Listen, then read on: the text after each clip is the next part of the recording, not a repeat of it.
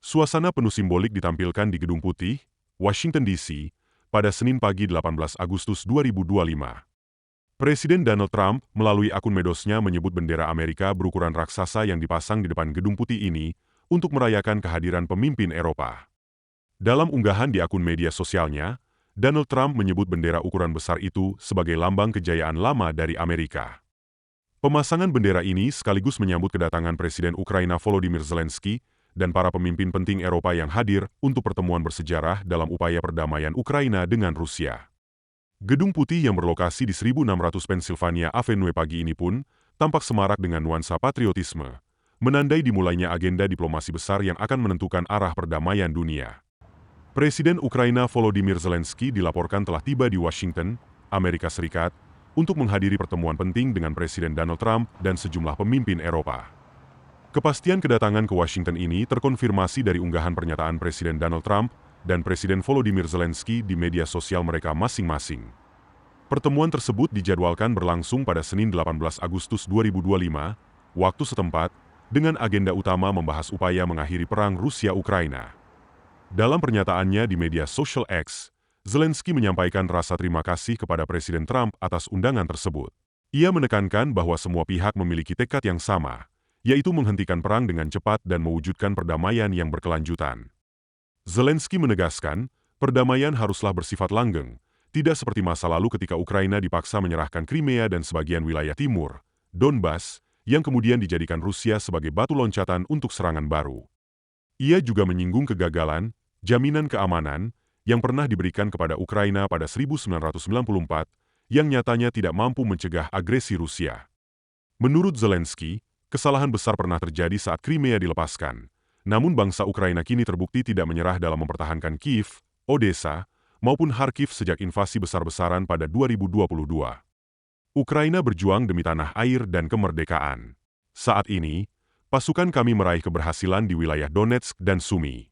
Saya yakin kita akan mampu mempertahankan negara, menjamin keamanan secara efektif, dan rakyat Ukraina akan selalu berterima kasih kepada Presiden Trump, rakyat Amerika, serta setiap mitra dan sekutu atas dukungan yang sangat berharga, ujar Zelenskyy. Zelenskyy menegaskan bahwa Rusia harus menghentikan perang yang mereka mulai sendiri. Ia berharap kekuatan bersama antara Ukraina, Amerika Serikat, dan negara-negara Eropa mampu memaksa Rusia menuju perdamaian yang nyata.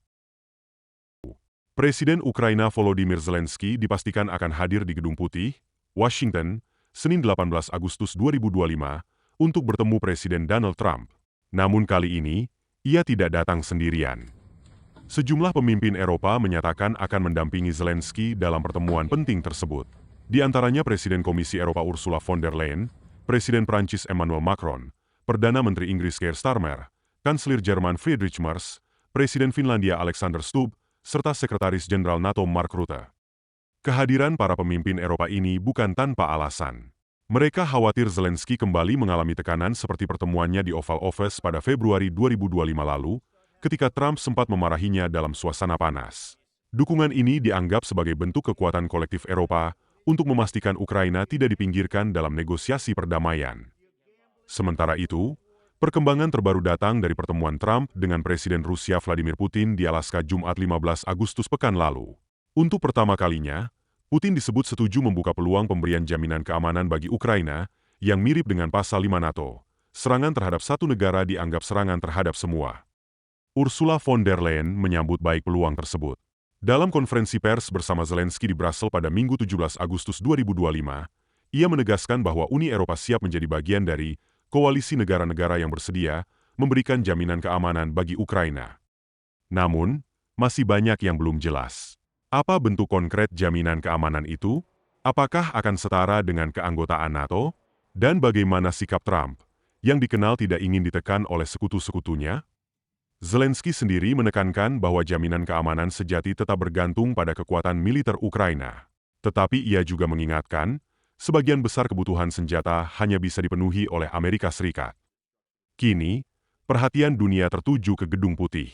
Akankah pertemuan ini membuka jalan menuju perdamaian, atau justru menjadi ajang tarik-menarik kepentingan antara Washington, Moskow, dan para pemimpin Eropa? Satu hal yang pasti, masa depan Ukraina dan stabilitas Eropa sedang dipertaruhkan. Today, for our bilateral meeting that we just had, but also then the VTC that we will have in the Coalition of the Willing. And of course, I'm very glad that I'm able to accompany you and other European leaders for the meeting tomorrow that we do have with the US President in the White House. Since the beginning of Russia's brutal invasion, Europe has been at Ukraine's side, united, and we will support you for as long as it takes, for just and lasting peace. And this peace must be achieved through strength. Let me touch upon the main points. First, we must have strong security guarantees to protect both Ukraine and Europe's vital security interests. Ukraine must be able to uphold its sovereignty and its territorial integrity. There can be no limitations on Ukrainian armed forces, be it cooperation with or other third countries or assistance from other third countries, no limitations for the Ukrainian armed forces. As I've often said, Ukraine must become a steel porcupine, undigestible for potential invaders. We welcome President Trump's willingness to contribute to Article 5-like security guarantees for Ukraine. And the Coalition of the Willing, including the European Union, is ready to do its share. We know that the work of defending Europe is first and foremost our responsibility. And we've been working hard to speed up and scale up as we increase Europe's defense capability. Through the SAFE instrument, we are ensuring that the defense needs of member states and Ukraine can be matched, and that Ukraine's industrial defense base is strengthened. I am thinking in particular of drones here. This is in our mutual interest, and I intend to travel to the frontline member states in the coming weeks. At the same time, we continue to support Ukraine's path to its membership in the European Union.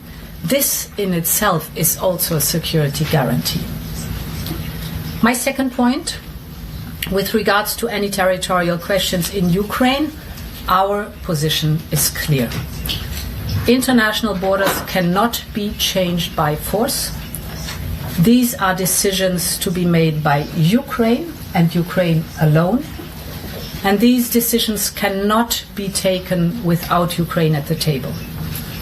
My third and final point, as long as the bloodshed in Ukraine continues, Europe will maintain diplomatic and in particular economic pressure on Russia. We will continue to strengthen sanctions. We have adopted 18 packages so far, and we are advancing preparation for the 19th. This package will be forthcoming in early September. We know that sanctions are effective. We have already put Russia's immobilized assets to work for the benefit of Ukraine, and we will continue to put pressure on Russia's war economy to bring President Putin to the negotiation table. We're working with you, Volodymyr, and President Trump in this sense, and we will discuss all these topics and others in our joint meeting at the White House tomorrow. These are challenging times. Only Ukraine can choose its own destiny, but Ukraine can always count on Europe. Thank you so much. Thank you so much. Thank you so much. Dear Ursula, thank you for your support.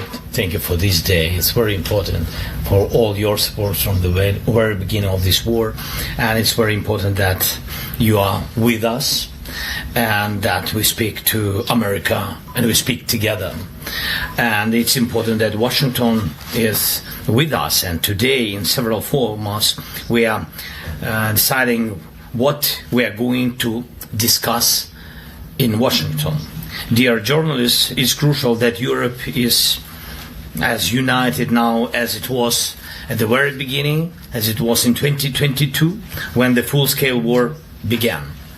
This unity really helps to reach real peace, and it must stay strong. First, we have to stop the killings. Putin has many demands, but we do not know all of them. And if there are really as many as we heard, then it will take time to go through them all. It's impossible to do this under the pressure of weapons. So it's necessary to cease fire and work quickly on a final deal. We'll talk about it in Washington. Putin does not want to stop the killing, but he must do it. Second, we need real negotiations, which means they can start where the front line is now. The contact line is the best line for talking, and Europeans support this. And we thank everyone. Russia is still unsuccessful in Donetsk region. Putin has been unable to take it for 12 years. And the constitution of Ukraine makes it impossible to give up territory or trade land. Since the territorial issue is so important, it should be discussed only by the leaders of Ukraine and Russia at the trilateral Ukraine, United States, Russia. So far, Russia gives no sign that trilateral will happen, and if Russia refuses, then new sanctions must follow. This third, it's important that America agrees to work with Europe to provide security guarantees for Ukraine, and we are very thankful to the United States and to the President for such signal, and therefore for everyone in Europe. This is a significant change, but there are no details how it will work, and what America's role will be, what Europe's role will be, what the EU can do. And this is our main task. We need security to work in practice, like Article 5 of NATO, and we consider EU accession to be part of security guarantees. And we have heard from President Trump that America and Putin see it the same way. So we talked about the EU accession negotiations. There can be no division between Ukraine and Moldova. That would simply be a very bad move to my mind, and if such a division takes place, it will automatically mean that Europe is divided on Ukraine, that Europe does not have a common and strong position on guarantees. Many in Europe see that vision will only make things worse. And we talked about defense, and thank you very much, dear Ursula. We agreed to work more actively on programs such as SAFE, and I count on the support with drones. First of all, this is priority. Next, thank you for the 18th package of sanctions. It's important. We need to prepare the 19th package so that Russia sees that we are serious. We understand Russia's strategic direction. It's anti-European, and so we must continue to limit Russia's potential. Finally, we talked about the support of Ukrainian children in schools, and we have a school meal program, and it's an important program that ensures that children from every family in wartime at least receive security and receive a normal hot meal. The school year is coming soon, and I asked Ursula to help us improve this program. It's our children, it's our future, everything for them. Thank you. Thank you. Thank you very much to both presidents. We can now take a couple of questions. Okay. Katarina, the first question. Thank you. Katarina Redans for the German press agency. You have microphones in front of you. If you can take one, that would be fantastic. Thanks a lot. Okay. Okay, better? So Katarina Redans for the German press agency. A question to both presidents. Do you agree with President Trump that there's no need for a ceasefire and that peace negotiations should begin immediately? Yeah, you want? So, I think not the term is so important. Important is, and it matters, what's the effect. And the effect must be stop the killing. That's the most important part. Whether we call it a ceasefire or it's a peace deal, stop the killing. Point number one. Therefore, it is so important to have as soon as possible a trilateral meeting between the President of Ukraine, the President of the United States, and of Russia. I think very important is that there are clear timelines to be kept. So it's not the term itself, it's the content that matters. Thanks so much. I totally agree with Ursula. And you know that from the very beginning, I think it was March when the President of the United States, he proposed ceasefire, like a first element, stopping killing.